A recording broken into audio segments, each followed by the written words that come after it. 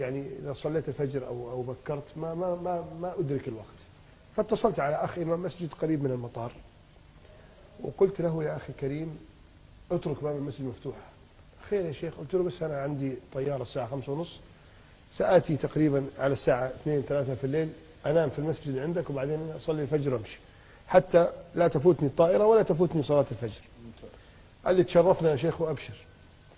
وركبت السيارة الساعة 10 في الليل من الإسكندرية، وصلت الساعة 2 القاهرة تقريبا، ودخلت المسجد وإذا باب المسجد مفتوح والأنوار كلها مضاءة، وإذا رجل مصري ساجد في المحراب بالعامية بيكلم ربنا: يا رب خلاص بقى، يا رب، يا رب أنا تعبت بقى خلاص، يا رب، يا رب ماليش غيرك، يا رب أنا أروح فين؟ يبكي. اي والله يا اخوان. وانا اقول في نفسي هذا البكاء ليس بكاء صاحب فاحشه ولا كبيره ولا ذنب، هذا رجل الجاته الضروره ان ياتي على باب الله. انتظرت شويه وخلص صلاه وجيت عنده، طبطبت عليه وسلمت عليه: يا عم مالك يا عم، يا عم ارحمنا يا عم، يا عم الدعاء بتاعك ده قطع قلبي يا عم، ايه الدموع دي كلها؟ في الليل يا شيخ، في الليل الساعة 2 الحين يحسبكم ملك الله المستعان. نزل من الملائكة. الله يستعان. التفت إلي قال لي: يا عم الشيخ والله العظيم أنا مش عارف أقول لك إيه، أنا مراتي عندها عملية الساعة 9 الصبح يا الله. ب15,400 جنيه، لا أملك ولا جنيه واحد. الله. قلت: والله يا أخي أنا ما عندي شيء أساعدك به، لكنني أخبرك بشارة أن النبي صلى الله عليه وسلم أخبر أن الله أرحم بنا من أمهاتنا. الله والله ما وثق أحد في الله وضره الله، الله أكبر. ولا وثق أحد في الله وخذله الله. كمل بكاءك ودموعك والله جل وعلا يسمعك.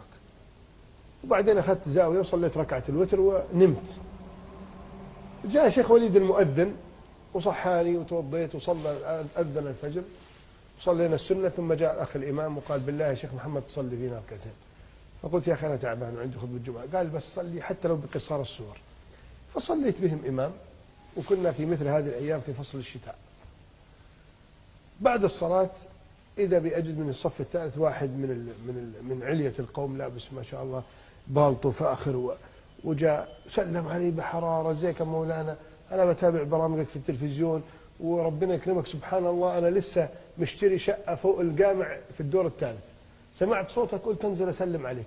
يا مولانا أنا صاحب مصنع بلاستيك على الطريق الساحلي الدولي، وربنا كرمني والمصنع فتحت له فرع، والحمد لله ربنا كرمني، أنا مجمع زكاة المال بتاعتي 15,400 جنيه.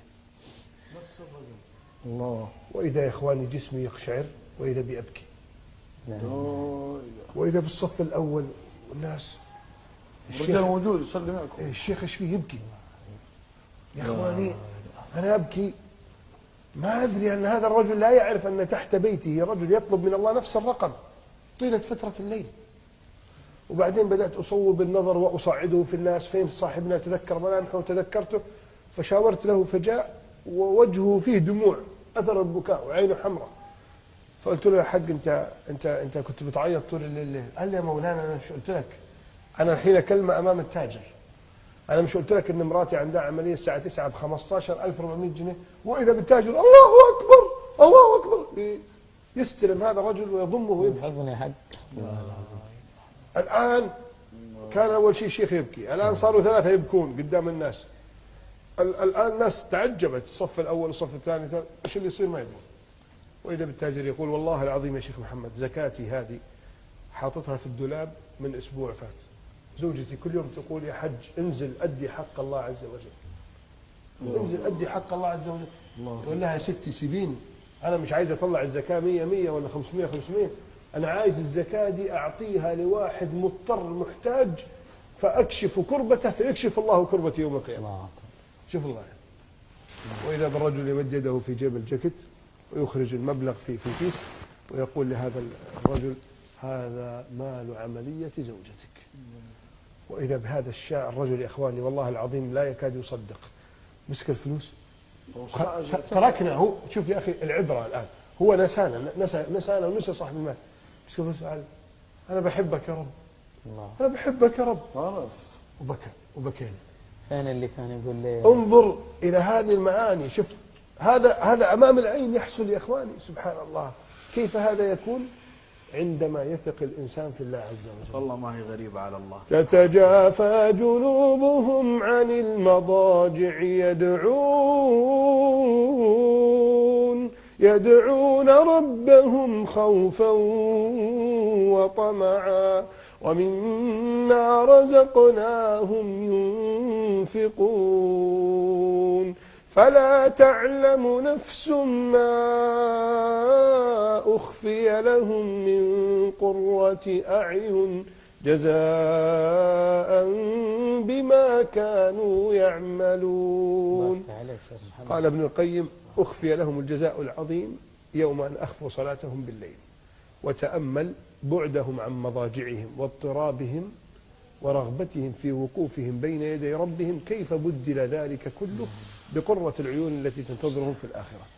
إذا أخفوا ليلهم وقيامهم بين يدي الله، تتجافى جنوبهم عن المضاجع، وأخفوا صدقتهم. الله. طيب، أخفى لهم الله الجزاء. لما أخفوها قال: فلا تعلم نفس ما أخفي لهم الله من قرة أعين جزاء بما كانوا. فما وثق أحد في الله عز وجل ورده الله أبدا. ما وثق أحد في الله عز وجل ورده.